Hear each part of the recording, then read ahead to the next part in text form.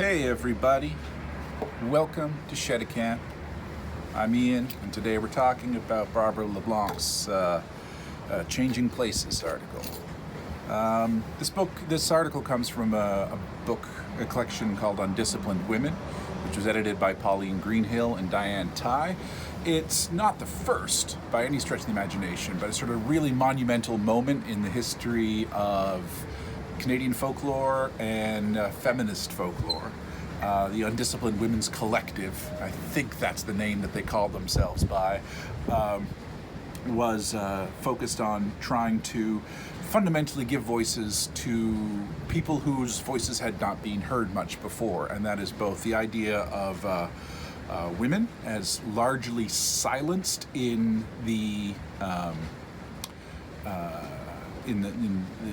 sort of patriarchal study of a traditional culture. It's like, we go to the men's crafts and the men's arts and the men's forms are of course superior, and it was knocking that down. But it was also recognizing how much actual folkloristics and folklore research had been done by women, often unheralded, basically because through a variety of circumstances up to that point they had been excluded from the disciplinary sanctums. So we find a lot of that in folklore, where you have people who from one perspective would be understood as amateurs because they didn't go to university for it, but they have a deep, thick understanding of the culture, and they are well read in the literature, but they just don't have that imprimatur of the institution. And so the title, Undisciplined Women, is, all sorts of puns there. The idea of women who are outside of the discipline of folklore. But, what it means to be a discipline to begin with is already laden with issues of privilege. So it's very cool. So basically, this is a really interesting article, I find. It has to do with, she lays it out by talking about, the dance illustrates something about the culture in which those dances occur. It's not a one-to-one relationship, in part because there's this desire to continue traditions. There's this desire to continue the idiosyncratic, and there are different power differentials that might influence what gets danced, and of course there's personal taste. But it is an interesting prism to see what happens at any given moment. So it takes place in Cheticamp. I'm on the waterfront right now. I can't remember how I framed it, but I believe that you can just see the tail end of Cheticamp Island over there, and then the town. It is largely an Acadian community. If you ever drive through, which I hope you do sometime, if you ever drive through, you see all the Acadian flags. It's the signage is done with the Acadian, that variation of the tricolore, but with a gold star on it. And so the Acadian population, for those who don't know, are largely the early French settlers. They came just prior to the larger French expansion that brought with it more military might and the beginning of institutional government. Basically, it was a sort of more of a, for lack of a better word, a folk settlement of Eastern Canada, different from, and linguistically different from, in many ways, the larger French, or I'll use larger, the larger French population that settled in Quebec, for example, and had sort of that greater institutional support from France and from the church, for that matter. And so when British colonial rule was sort of firmly established, Plains of Abraham, all that Canadian history, one of the things that happened was what they call the Grand Dérangement, the expulsion of the Acadians from Eastern Canada. Many of them went down to the United States and formed Cajun country. Many seemed to sort of just diffuse, and then a few years later they were invited back, provided that they signed oaths of fealty to the British. And they didn't, apart from linguistic, they didn't have ties with colonial France in that way. It was just sheerly by association that they had overlaps in terms of Catholicity, in terms of language, with the French colonial powers. So anyway, that is a very pat definition of Acadian history. But Cheticamp is one of those communities, and one of the key communities in Cape Breton for Acadian lore. And so one of the things that she points out, because why would you start thinking about dance with labor? But she wants to point out that for most of time, really, but certainly up until maybe the 18th centuries, there was a great overlap between the gender divisions of labor. There were certainly expectations, patriarchal, blah, blah, blah, about women largely being responsible for like the preparation of food and sort of, that little, the domestic sphere. But labor, the provision of crops, helping the home economy was considered a joint effort on the household level and a communal effort on the community level, men and women next to each other in the fields. She's still, and the women with all the people involved in Undisciplined Women, they're still working in binary language, because this was published in the 90s. I think we're discovering or rediscovering that the gender fluidity was actually a lot more prominent in those old, in prior to what we might imagine. So we're speaking in large patterns here. So there is a little bit of erasure going on. And I don't think we should necessarily fault Blanc for it, because we are still talking about the patterns, and fundamentally we're talking about how then the very binary-oriented social system became laden on top of that in the 18th and 19th centuries. So as you didn't have necessarily this sharp distinction between the proper roles of women and the proper roles of men, dance seemed to indicate that. The primary dance, and certainly the dance that most of the Acadians brought with them from Europe, the first flush, would have been line dances, circle dances. Basically everyone holding hands and just doing a little dance. Not much in terms of choreography per se, but embodied, joyous, superfluous movement.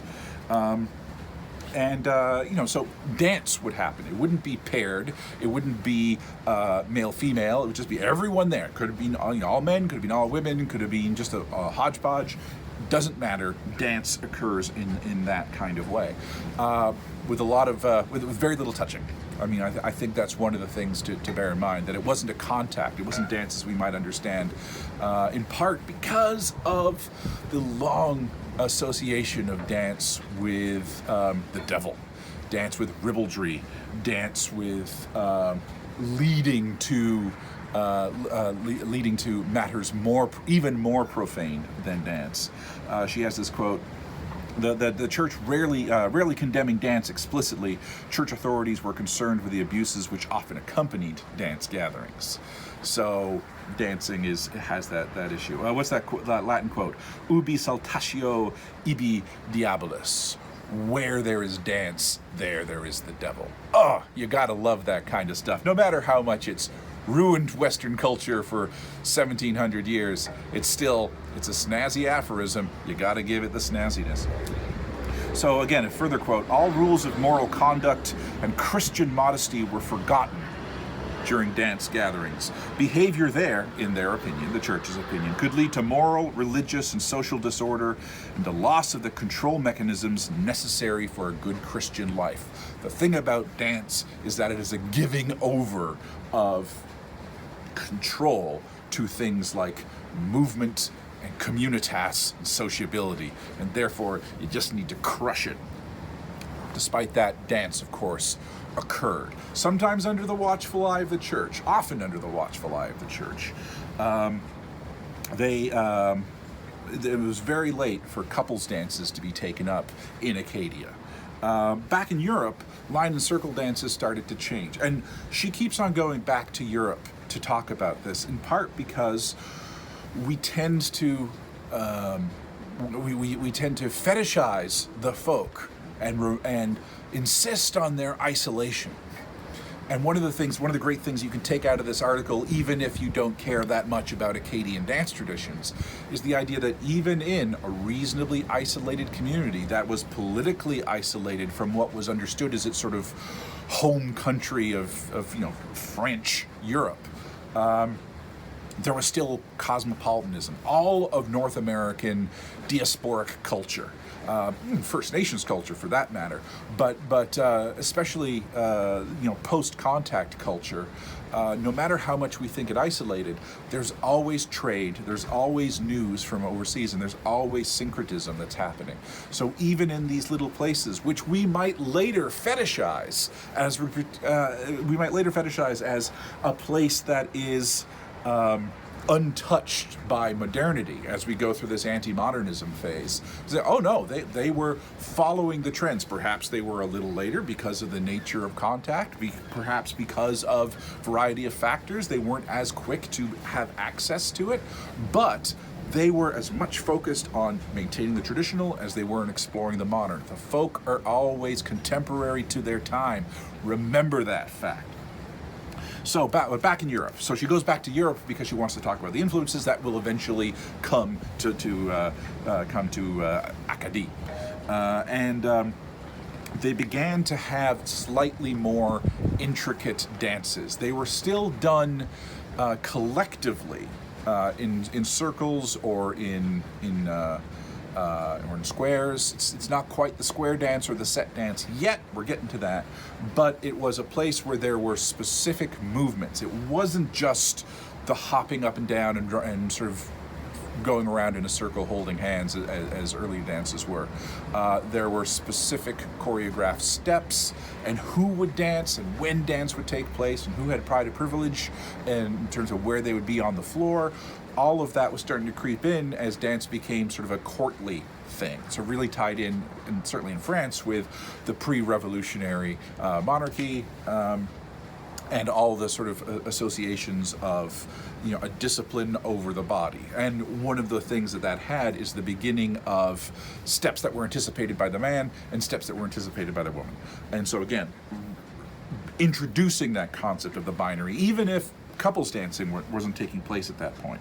So it reflected this regulation, this regulated social life that was sort of critical. And it was at about this time when resettlement, when the Grand Expulsion happened, and then resettlement happened. Late 18th century. About the founding of Cheticamp was founded in 1782.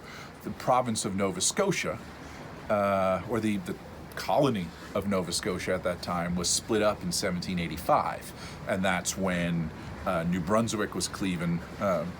Sure, was taking part. That's when Cape Breton became its own province, or its own integral colony, which ended about 35 years later. And but Cheticamp started in 1782, so it was about that time. It was basically in reaction to the American Revolution, and okay, French, you can come back, you can start settling places. We don't know much about the history of dance for the first 100 years in Cheticamp. There's just no records, and she's the research is sparse, as she says. We do get the impression that the contra dances, the dances that were emerging in Europe, we know for a fact that they did come to Acadia. The Acadian communities didn't have the dance masters, the people who would choreograph and teach these courtly dances, emerging as some kind of art. Again, emerging as a middle class and therefore needing to be refined and rigified and codified thing. They had them in Europe, they had them in places in central North America. They didn't have them in Acadia, but the dances came nonetheless because osmosis, because intent, because desire to participate in the larger world as well as in the smaller world. So it crept up here. We don't have much of the actual evidence of that. Simone Voyer, she did a lot of really great book, never translated into English. She did a really great book on Acadian dance. And she noticed a couple of the contra dances, ones that had been identified and established and written down elsewhere were part of the vernacular dance traditions among the elderly in 1950s, that they remember either doing it as a child or people remember hearing about these dances from from the elderly. So and circle dances persisted all the time. There's nothing better than just like, holding hands and going around in a circle. So all of these things tended to happen. And in the early 20th century, you had the square set, which is a sort of a variation of the contra dance, but something that begins to be similar to the square dance and the Cape Breton step dances. You see it in other places in the what's the word I'm looking for? Celtic diasporic communities in Cape Breton. So contra dances were still, as I said, they were gendered. Unlike the line dances, they were about male-female pairings, and with a male leading, directing the moves. And so you could see the contra dance as kind of an intermediary step between the line dance, the circle dance, and what couples dances that were emerging later. Couple dances became more or less the default dance form in the 19th century in Europe and in Central North America, and the waltz being perhaps the best example. Now, when the waltz first happened, 1, 2, 3, 1, 2, 3, 1, 2, 3, and so on, everyone was doing the moves, and so basically it was still. People were specifically paired up. A contra dance, there's moving back and forth and so on. But, the waltz is the couples embraced more or less the entire time. This is me dancing. Aren't you glad that you've never asked me to dance for you before? But the early waltzes were very ornamented, and everyone was doing the exact same thing. You sort of see those. It's almost like you would imagine a waltz in a waltz scene in a sort of a, not a fantasy, but like a 19th century influenced musical of some description. Everyone is doing the same thing.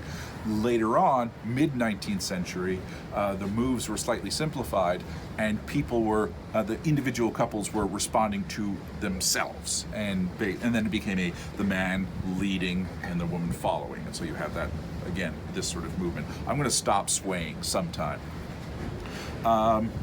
And she says on page 106, it was this second form of the waltz that was eventually adopted by the Acadians. It reflects the society's hierarchical relationships with the nuclear family, the central focus of the community, and men guiding and leading women. Couple dances such as the waltz juxtapose solitudes. Each couple is a closed unit unto itself, giving little or no attention to the others on the dance floor. Sad, sad. You never thought the waltz would be so sad. But that didn't really happen. The couples dances didn't happen around here until about the 1940s, again because of the control of the church. That the church still had a massive amount of social control over the festive activities. Dancing was basically restricted to 3 contexts: picnics, weddings, and the occasional feast day. Picnics were sort of sanctioned church fundraisers, and we sort of see these things to this day. And if you want to refer to Jody McDavid's article on the fiddle burning priest of Mabu and the role of picnics as fundraisers, again within the Celtic diaspora, just a couple of miles down the road, but on this side of the island, they were a fundamental part of fundraising for the parish, and so there'd be opportunities for, again, within the overseen by the church and by the priest, frivolity and sort of festival, for lack of a better word. That has, for the most, that continues and continue. That's a mid 19th century phenomenon. Continues kind of to the present day, although around here the Esquat, I hope I'm pronouncing that, Esquet festival has largely taken that over. In part because now this fundraiser is a tourism thing. It lasts a week. It can be posted in the Doers and Dreamers Guide, and it's for people who are not simply here, but again, either tourists of tourists as we might understand them, internal tourists in terms of people coming from across the island, and out migrant tourists, people who have Acadian heritage or Cheticamp background and come back, and they come back during this week, sort of like come home year sort of things. So we see how these festivals can be not co-opted, that isn't the right word, or but they become adapted to the modern circumstances. Weddings were largely a winter occasion, like most festive activities, because that was when you had time for leisure. If you're talking about a subsistence economy, you can't do that in summer because you've got to be out in the fields and doing long days. Winter time is the time for leisure. And so weddings would take place between the Feast of the Epiphany, January 6th, and the beginning of Lent. And that's when weddings would happen, and they would be large affairs taking place in the bride and the groom's house. Again, the entire community would participate. And then, the dancing would actually happen for a couple of days. In the 20th century, again, we now have the shift in labor. We have the beginning of how the school year has regimented time and how the tourist year has regimented time. And so we have the beginnings of summer weddings. And we also have the North American expansion of the wedding as an event where the engagement party becomes an opportunity for dance. And the dance, there's bridal showers, there's all these opportunities. So the wedding kind of extends over a couple of different occasions, all of which allowed for dancing.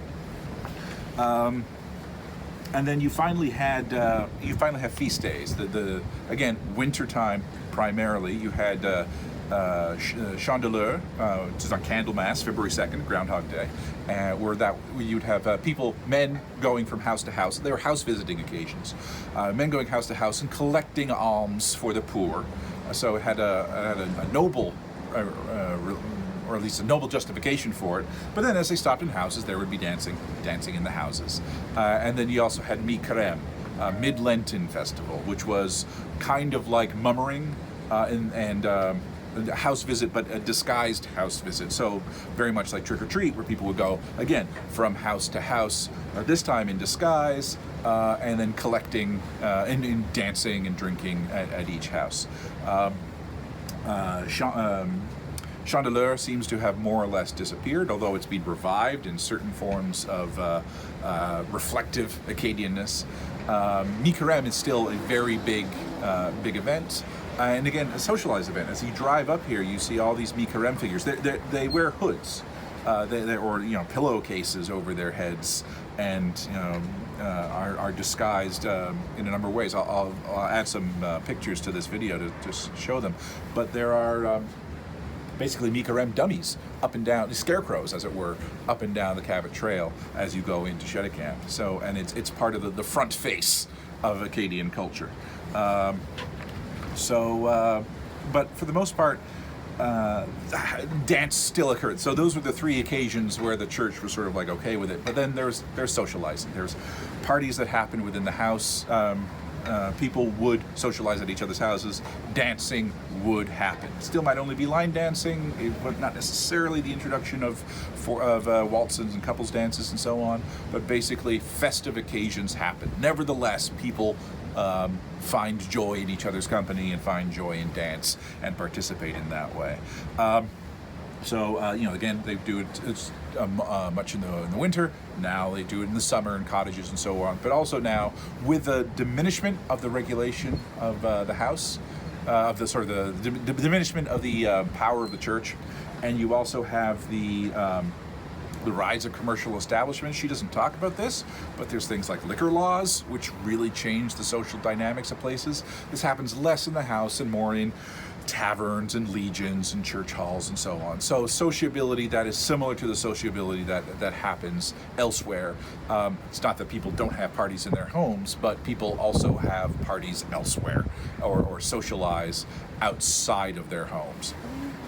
Homes are also smaller, or at least they're not designed to accommodate the vast extended clan. They're more nuclear family oriented and so on. So there are a number of different rationales for that.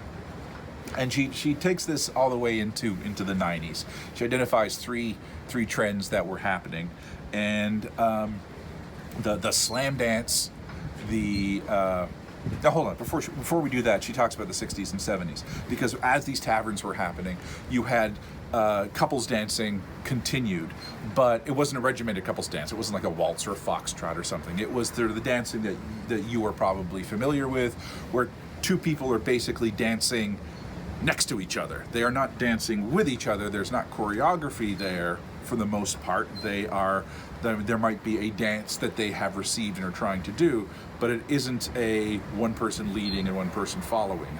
They aren't forming one cohesive or coherent unit. And it's basically, yeah, so that they're two independent people, which again reflects something about the social trends, that the man dancer no longer has to lead and the woman dancer no longer has to follow. So, and hence contemporary dancing. There's other levels in terms of like the lasciviousness and the bodily movements and so on. And there's a wonderful paragraph in there where she talks about, as a member of one of sort of the Catholic girls organization, Cheticamp, she wrote a letter to a television station in Sydney about the go-go dancing that was taking place on one of their disco shows. You gotta love it. I think she feels very sheepish about that. So anyway, you get to the 80s and 90s and you have slam dancing, where it's sort of this aggressive form. Do the kids slam dance anymore? I'm sure they must. Line dancing, most sort of specifically sort of country line dancing, and then girls getting in circles and sort of dancing on the floor, dancing on the dance floor, together. And of those three, slam dancing sort of happens around the periphery, but not really in Cheticamp itself, except when people come to visit. And it doesn't really happen too much about the women dancing in groups. But what you do have is line dancing. It's country line dancing, not to be confused with the line dancing that happens in the 14th, 15th, 16th, 17th, and 18th centuries, but country line dancing, where you have very regimented moves, but everyone is doing the same thing, the boot scootin' boogie, the achy breaky heart, but you can participate without having a partner, which makes a lot of sense in a community where many of the men have moved away because of out-migration, or older women can participate, and if they happen to be widowed. So what's the quote? It offers the opportunity to dance without an official or assigned male partner, an acceptable form of interaction in a society which expects the dance floor to be covered with heterosexual couples. So dance reflects something. Again, it's not a clear one-to-one, but one of the things I really like about this article, one of the things you can take away from it, is the idea that culture doesn't exist. There's no real such thing as this. Culture doesn't exist, that's not what I'm trying to say. But there's no such thing as this sort of pure folk model. And we're here in a community that kind of presents itself as isolated, and it presents itself and understands itself as with deep roots, and it has deep roots, and it is isolated. But that doesn't mean that the people within it are indifferent to or uninfluenced by the culture that exists around them. And the folk always create. Now, they do have that striking expectation to acquiesce to the proscriptions of the church, and that has been an influence, but even within those, there is negotiation, there is movement away, there's a creative tension. So like, okay, well, this can't necessarily happen, but this can. So ultimately, using the repertoire that they are both reviving in their own communities, but also bringing into their communities by exposure to the outside world, they are making dance meaningful in the same way that they make other things meaningful.